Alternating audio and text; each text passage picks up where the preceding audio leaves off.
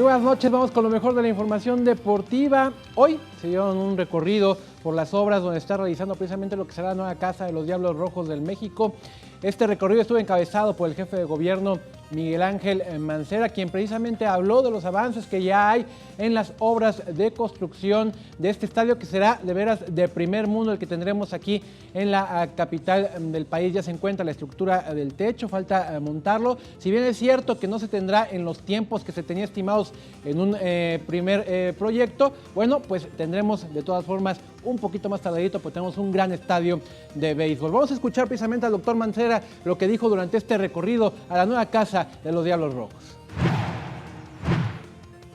Creemos que habrá eventos que darán pie a su inauguración y que la temporada formal ya con todas las de la ley será 2018, pero también estoy seguro que con el dinamismo y el amor al béisbol tenido de Alfredo, pues tendremos convocatoria de grandes ligas. Este será sede de grandes ligas para visita de equipos a nivel internacional.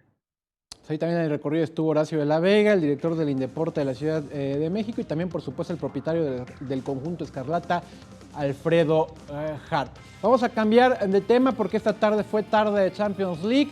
El gran partido que se esperaba, la llave más cerrada, pues no fue así, se resolvió. Me parece que ya todo en este encuentro de ida. Real Madrid le gana 3-0 al Atlético, que venía convertido de veras en un equipo de estos de perros de casa que complicaban mucho el juego del rival. Hoy no fue así. Gran tarde de Cristiano Ronaldo, 3 goles del portugués son los que tienen prácticamente a la escuadra merengue en la final que se va a llevar a cabo en Cardiff. Me parece que solo un milagro le podría dar vida a la escuadra colchonera dirigida por el argentino Diego Simeone. Y mañana se juega la otra ida de la otra llave.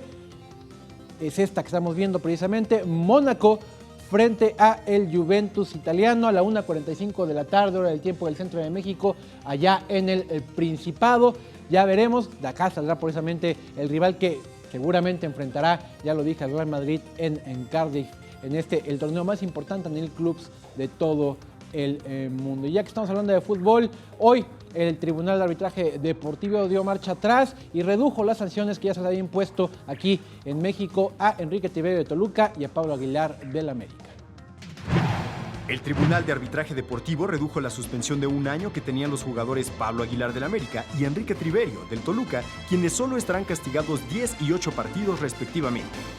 El TAS informó que de esta manera revoca las decisiones emitidas por la Comisión de Apelaciones de la Federación Mexicana de Fútbol y reinstaura las sanciones impuestas desde un principio por la Comisión Disciplinaria del mismo organismo. Pablo Aguilar había sido suspendido por la Comisión de Apelaciones de la Federación Mexicana de Fútbol con un año tras haberle propinado un empujón y cabezazo al silbante Fernando Hernández durante el partido de Copa MX que sostuvieron ante Xolos, mientras que Triverio por intento de agresión al árbitro Miguel Ángel Flores. Esto tras la presión ejercida por el gremio arbitral que, en protesta, no pitó los partidos correspondientes a la jornada 10 del Clausura 2017. 21 Noticias. ¿Qué ha desembocado esto? Bueno, un comunicado de la AMA, la Asociación Mexicana de Arbitraje, o sea, los árbitros, diciendo que rompen relación con su presidente, el presidente de la Comisión de Arbitraje, Héctor González Iñárritu, hermano del famoso cineasta. Así que internamente ya la pugna es pública, abierta.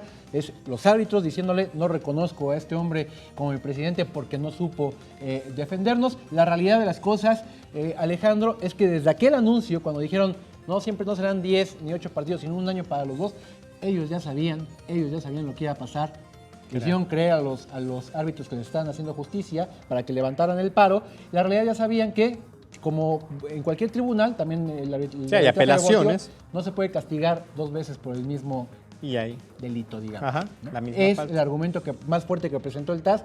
Ya habían recibido una primera sanción, que era el de 8 y 10 partidos de suspensión. No podían volver sobre esa misma, recastigarlos, digamos, por un año. Ese fue el principal argumento. Ellos lo sabían y engañaron, digamos, a los silbantes, que están enojadísimos hoy. Y precisamente sobre